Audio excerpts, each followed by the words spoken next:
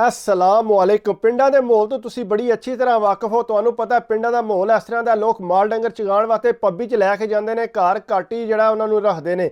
इस तरह एक नौजवान आया, वह अपना माल डंगर लैके पब्बी जाता सी, होर भी उहदे यार दोस्त जाते होंदे सी। जवान कहता मैं पब्बी गया अपना माल डंगर लैके, लेकिन कहता मेरी कोशिश यही होंदी सी कि मैं अपने माल डंगर जो सारा तू लादा रखा जिथे घाह शाह ठीक होंदा है। कहता मैं अक्सर उच्ची जगह ते उत्थे लै जांदा, सारा माल डंगर अपना चाड़ के ते आपू राम सकूना दरखत दले बह जांदा सा।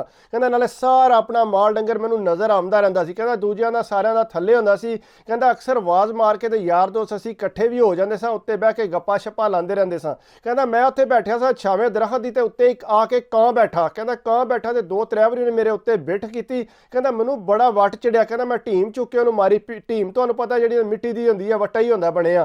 कहता वो मारी, लेकिन वो फिर उड़ जांदा सी। कां तुहानूं पता किन्ने हुशियार हुंदे ने। कहता थोड़ी देर बाद वो एक कां उड़ के आके मेरे अगे आ बैठा सामने। कहता कां बार बार करे, तो कहता मैं क्या इनू मैं फड़का के छड़ना, जो मर्जी हो जे। कहता मैं टीम चुक के पोली जी हाथ च रखी। कहता जो इनू मैं निशाना बनाया, कहता पहली बार तो गया उड। कहता एडा ढीठ सी, फिर आके उस जगह ते बह गया। कहता मैं दूजी बार टीम मारी तो दड़ल उन्होंने लग गई। कहता सानू लगी तो फड़कन लग पिया। कहता उत्थों मैं लैके ना एक धागा जिहा, कहता कपड़ा जे सी, कहता उहदे पैर बन के ना तो टाली ना बन के थले लमका दिता।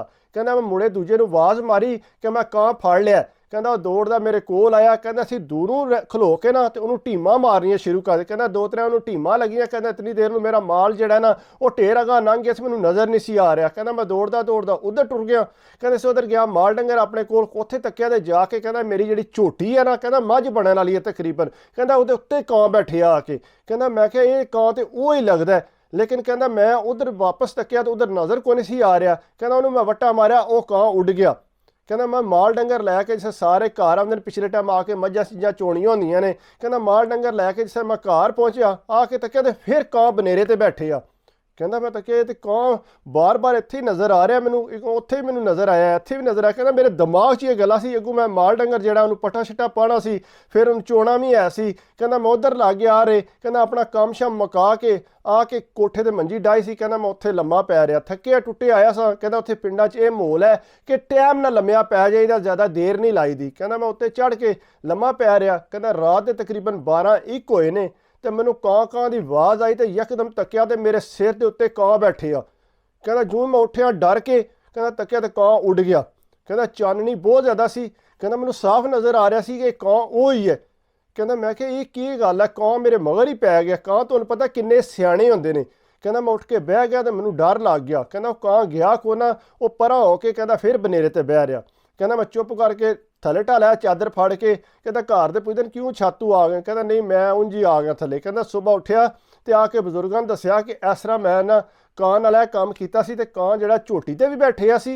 फिर उस तो बाद मैं घर वापस आया, बनेरे ते बैठिया, तो राती जिहड़ा वो मेरे सिर ते बह गया सी, लेकिन उन्हें मैनू कहा कुछ नहीं। उन्हें आख्या पुत्तर ये तो गल कोई चंगी नहीं है, तू या तो ख्वाब तक्या तां तैनूं अज लग रहा। उन्हें आख्या मैं ख्वाब नहीं तक्या, मैं तुहानूं हकीकत दस रहा। उन्हें आख्या पुत्तर ये किस तरह हो सकता है, ये कुछ नहीं होता, तेरा वह मैं तैनूं मारिया सी। कहता बहरहाल मेरे ज़हन च ये गल ऐसी, मैं दूसरे मुंडे नूं आख्या कि इस तरह कां जिहड़ा मेरा पिछा करदा पिया। उन्हें आख्या तैनूं पता है हो सकता है कां होवे जिहड़े तूं पता आपे च हुंदे ने, जोड़ा हुंदा है। कहता हो सकदा उहदे जोड़े च होवे, उन्हें तक्या होवे तैनूं मार दियां, तो इस वास्ते तेरे मगर पिछा करन लगे होवे। कहता मैं उहदी गल ते इतफाक कर गया, मैं इंज ही होना है। कहता जिसे मझां लैके असीं उत्थे पहुंचे आ, कहता जिसे मैं पब्बी चगांदा सां, कहता उस जगह ते गया। उत्थे जाके कहता मैं टाली नाल जिहड़ा ना वो बन्निया सी उस वेले कां नूं ना उल्टा करके। कहता मैं मर मुर गया होना, तो उत्थे कित्थे आया कां। कहता मैं तक्या तो उत्थे कां है ही कोई ना कोई शै लटकी। कहता मैं दूसरे मुंडे नूं आवाज़ मारिया। कहता क्योंकि जिस टाइम मैं अपने डंगरां अल गया सां तो ये जिहड़ा है इत्थे ही खलोते सी। कहता मैनूं बुलाया, मैं कहा तू कां तू लाया तो नहीं सी। कहता नहीं मैं तो कोई नहीं लाया, मैं तो उस टाइम टुर गया सा, कां तो गया सी मर। कहता मैं उत्थे बैठा, लेकिन मैनू ना उस दरखत के थले मेरे को बहन ना होवे। कहता मैनू डर लग गया। कहता थोड़ी देर बाद मेरे जेडे डंगर ने परा चुगते सी पे। कहता इतनी देर में ज़्यादा कावां की आवाज़ आवन लग पई। कहते इससे ज़्यादा कावां की आवाज़ आई। कहता मैं फटोफट उठ के गया, जाके तकिया मेरी झोटी के जेडे थण ने, कहता सारे जेडे जख्मी होए। कहता चंगे भले टुके पे सी, पता नहीं किस टाइम दे। कहता मैं सोच भी नहीं सकता कि कां जेडे ने इतना ज़्यादा मैनू नुकसान पहुँचा देणगे। कहता देखा तो खून वगी जे उन्हों का। कहता मेरे तो डर नाल हालत ही को ना रही। कहता मैं क्या यह के बन गया।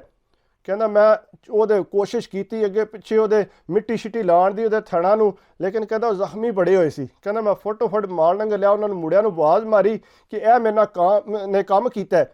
ਉਹ ਕਹਿੰਦਾ ਯਾਰ ਕਾਂ ਕਿਸ ਤਰ੍ਹਾਂ ਕਰ ਸਕਦੇ ਨੇ, ਕਾਂ ਇਤਨਾ ਜ਼ਖਮੀ ਥੋੜੀ ਕਰਦੇ ਨੇ। ਉਹਨੇ ਆਖਿਆ ਮੈਂ ਆਪਣੀਆਂ ਅੱਖਾਂ ਨਾਲ ਤੱਕਿਆ, ਕਾਵਾਂ ਨੇ ਕੰਮ ਕੀਤਾ। ਉਹ ਸਾਰੇ ਕਹਿੰਦਾ ਬੜੇ ਹੈਰਾਨ ਹੋਏ, ਮੁੜੇ ਵੱਟੇ ਮਾਰਨ ਲੱਗ ਪਏ ਕਾਵਾਂ ਨੂੰ। ਕਹਿੰਦਾ ਜਿਸ ਵੇਲੇ ਮੈਂ ਘਰ ਲੈ ਕੇ ਆਇਆ, ਉਹ ਜਾ ਕੇ ਕਿਸੇ ਪੱਟੀ ਛੱਟੀ ਕੀਤੀ। ਕਹਿੰਦਾ ਸੁਬਹ ਉਹਨੇ ਆਖਿਆ ਇਹ ਜਿਹੜੀ ਝੋਟੀ ਆ ਨਾ, ਇਹ ਹੁਣ ਕਿਸੇ ਕੰਮ ਦੀ ਨਹੀਂ ਰਹੀ, ਇਹਦੇ ਥਣ ਜਿਹੜੇ ਨੇ ਉਹ ਖਤਮ ਹੋ ਗਏ ਨੇ, ਉਹ ਇਸ ਤਰ੍ਹਾਂ ਉਹਨਾਂ ਖਤਮ ਕਰ ਦਿੱਤੇ ਨੇ। ਕਹਿੰਦਾ ਸਾਰੇ ਪਿੰਡ 'ਚ ਰੌਲਾ ਪੈ ਗਿਆ ਵੀ ਇਹਨੇ ਕਾਂ ਨੂੰ ਮਾਰਿਆ ਸੀ ਤੇ ਉਹਦੀ ਜਗ੍ਹਾ ਤੇ ਇਤਨੇ ਕਾਂ ਆ ਗਏ ਨੇ। ਕਹਿੰਦਾ ਹੋਰ ਛੱਡ ਕੇ ਰੋਜ਼ ਰਾਤੀ ਮੇਰੇ ਇੱਥੇ ਆ ਕੇ ਬਹਿ ਰਹਿੰਦੇ ਨੇ। ਕਹਿੰਦਾ ਉੱਤੇ ਘਰ ਦੇ ਜਿਹੜਾ ਬਨੇਰਾ ਉਹਦੇ ਤੇ ਬਹਿ ਰਹਿੰਦੇ ਨੇ। ਕਹਿੰਦਾ ਢੇਰ ਵੱਟੇ ਮਾਰੇ ਨੇ। ਕਹਿੰਦਾ ਅੱਬੂ ਮੇਰੇ ਕਹਿੰਦੇ ਨੇ ਕਿ ਯਾਰ ਤੂੰ ਕਿਹੜਾ ਕੰਮ ਕੀਤਾ ਜਿਹੜੇ ਕਾਂ ਤੇਰੇ ਮਗਰ ਹੀ ਪੈ ਗਏ ਨੇ। ਕਹਿੰਦਾ ਪੂਰੇ ਪਿੰਡ 'ਚ ਪਤਾ ਲੱਗ ਗਿਆ ਕਿ ਇਹਨੇ ਕਾਂ ਨੂੰ ਜਿਹੜਾ ਬੰਨ੍ਹ ਕੇ, ਕਹਿੰਦਾ ਦੂਸਰੇ ਮੁੰਡੇ ਦੱਸਿਆ ਕਿ ਇਹਨੇ ਦਰਖਤ ਨਾਲ ਲਟਕਾਇਆ ਸੀ ਤੇ ਜਿਹਦੀ ਵਜ੍ਹਾ ਨਾਲ ਜਿਹੜਾ ਕਾਂ ਇਹਦੇ ਪਿੱਛੇ ਪੈ ਗਏ ਨੇ। ਕਹਿੰਦਾ ਉਹ ਝੋਟੀ ਤੇ ਗਈ ਜ਼ਾਇਆ ਹੋ। ਕਹਿੰਦਾ ਬੰਦੇ ਅੱਗੋਂ ਆਖਦੇ ਨੇ ਸਿਆਣੇ, ਇਹ ਕਾਵਾਂ ਨੇ ਅਗਰ ਇਹ ਕੰਮ ਕੀਤਾ ਨਾ, ਅਜੇ ਤੱਕ ਤੁਹਾਡੇ ਮੁੰਡੇ ਦਾ ਖੱਤਾ ਨਹੀਂ ਛੱਡਦੇ ਪਏ। ਤੁਸੀਂ ਇੰਜ ਕਰੋ, ਮੁੰਡੇ ਨੂੰ ਕਿਤੇ ਅੱਗੇ ਪਿੱਛੇ ਕਰ ਦਿਓ, ਇਹਨਾਂ ਨੇ ਇਹਦਾ ਖੱਤਾ ਨਹੀਂ ਛੱਡਣਾ। ਉਹ ਕਹਿੰਦਾ ਘਰ ਦੇ ਆਖਿਆ ਗੱਲ ਤੇ ਬਿਲਕੁਲ ਠੀਕ ਹੈ ਜੀ, ਅੱਜ ਝੋਟੀ ਨਾਲ ਇਹ ਕੰਮ ਕੀਤਾ ਨੇ ਤੇ ਕੱਲ ਹੋ ਸਕਦਾ ਮੁੰਡੇ ਨਾਲ ਵੀ ਇਹ ਕੰਮ ਕਰਨ। ਕਹਿੰਦੇ ਇੰਜ ਕਰੋ, ਮੁੰਡੇ ਨੂੰ ਨਾ ਕੋਈ ਦਿਹਾੜਿਆਂ ਵਾਸਤੇ ਕਿਧਰੇ ਟੋਰ ਦਿਓ। ਕਹਿੰਦਾ ਨਾ ਇੰਜ ਕੀਤਾ, ਰਾਤੋਂ ਰਾਤ ਮੈਨੂੰ ਜਿਹੜਾ ਨਾ ਉਹ ਟੋਰ ਦਿੱਤਾ ਸ਼ਹਿਰ। ਕਹਿੰਦਾ ਮੇਰੀ ਫੁੱਫੋ ਦਾ ਘਰ ਹੈ ਉੱਥੇ, ਮੈਨੂੰ ਉੱਥੇ ਟੋਰ ਦਿੱਤਾ। ਕਹਿੰਦੇ ਸਰ ਮੈਂ ਉੱਥੇ ਗਿਆ ਤੇ ਮੈਂ ਜਾ ਕੇ ਉੱਥੇ ਕੋਈ 2-3 ਦਿਹਾੜੇ ਰਿਹਾ, ਤੱਕਿਆ ਤੇ ਫਿਰ ਕਾਂ ਉਹਨਾਂ ਦੇ ਕੋਠੇ ਤੇ ਆਏ। ਕਹਿੰਦਾ ਮੈਂ ਬੜਾ ਹੈਰਾਨ ਹੋਇਆ, ਕਾਂ ਤੇ ਇੱਥੇ ਵੀ ਆ ਗਏ ਨੇ। ਕਹਿੰਦਾ ਮੈਂ ਉੱਥੇ ਕਾਂ ਕਰਨ, ਜਿੱਧਰ ਮੈਂ ਆਵਾਂ ਉਧਰ ਕਾਂ ਕਰਨ। ਕਹਿੰਦਾ ਇਸ ਤਰ੍ਹਾਂ ਉਹਨਾਂ ਨੂੰ ਪਤਾ ਲੱਗ ਗਿਆ ਸੀ ਇਹ ਗਿਆ ਕਿੱਧਰ ਹੈ। ਕਹਿੰਦਾ ਉਹਨੂੰ ਮੈਂ ਦੱਸਿਆ ਫੁੱਫੋਰਾਂ ਨੂੰ ਕਿ ਮੇਰੇ ਨਾਲ ਇਹ ਕੰਮ। ਉਹਨੇ ਪੁੱਤਰ ਕੋਈ ਨਾ ਫਿਕਰ ਕਰ, ਆਪੇ ਟੁਰ ਜਾਣਗੇ। ਕਹਿੰਦਾ 5 ਦਿਨ ਮੈਂ ਉੱਥੇ ਰਿਹਾ, 5 ਦਿਨ ਕਾਂ ਜਿਹੜੇ ਨੇ ਕੋਠੇ ਤੇ ਰਹੇ ਨੇ। ਕਹਿੰਦਾ ਉਹਨੇ ਆਖ ਕੇ ਜਿਸ ਵੇਲੇ ਮੈਂ ਵਾਪਸ ਆਇਆ, ਮੈਂ ਕਿਹਾ ਮੈਂ ਹੁਣ ਘਰ ਵਾਪਸ ਜਾਣਾ। ਕਹਿੰਦਾ ਘਰ ਆਇਆ ਤੇ ਯਕੀਨ ਕਰੋ ਅੱਗੇ ਪਹੁੰਚਿਆ ਤੇ ਫਿਰ ਆ ਕੇ ਉੱਤੇ ਉਸੇ ਦਿਨ ਕਾਂ ਪੇ ਕਰਨ।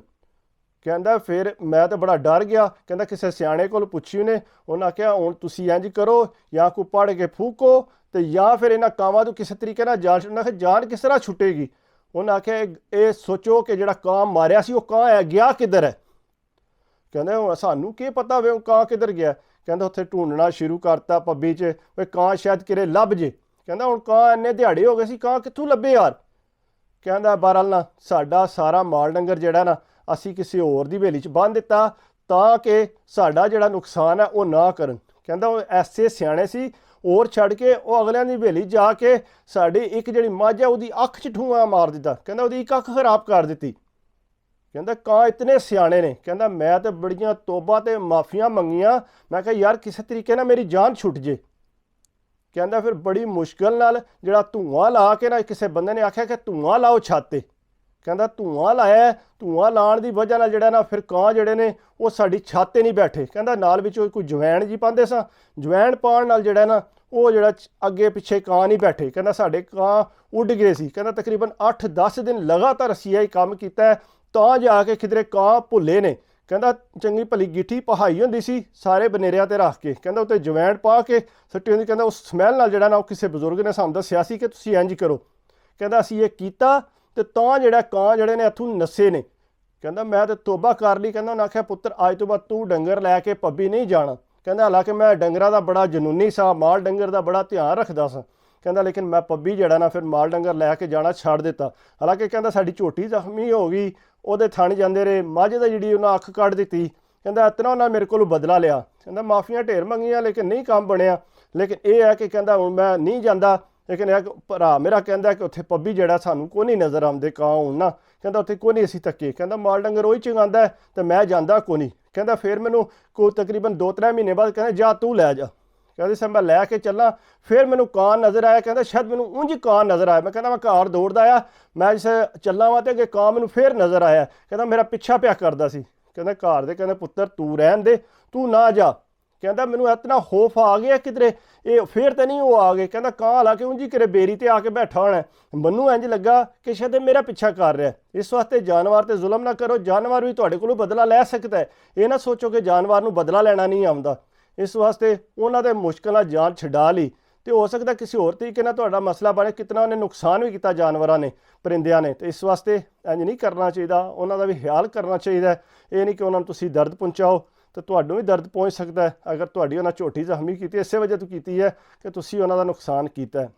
ਬਾਕੀ ਇਹ ਅਗਰ ਮੇਰੀ ਵੀਡੀਓ ਅੱਛੀ ਲੱਗੀ ਹੋਵੇ ਤੇ ਪਲੀਜ਼ ਯਾਰ ਲਾਈਕ ਕਰਿਆ ਕਰੋ, ਕਮੈਂਟਸ ਕਰਿਆ ਕਰੋ, ਸਬਸਕ੍ਰਾਈਬ ਕਰਦੇ ਹੋ ਤਾਂ ਯਕੀਨ ਕਰੋ ਦਿਲ ਖੁਸ਼ ਹੁੰਦਾ ਹੈ। ਕਿਉਂਕਿ ਤੁਸੀਂ ਜਿਹੜੇ ਭਾਈ ਹੋ ਮੇਰੀ ਵੀਡੀਓ ਪਸੰਦ ਕਰਦੇ ਹੋ ਤਾਂ ਮੈਂ ਕੋਸ਼ਿਸ਼ ਕਰਨਾ ਤੁਹਾਡੇ ਵਾਸਤੇ ਅੱਛੀ ਤੋਂ ਅੱਛੀ ਵੀਡੀਓ ਬਣਾ।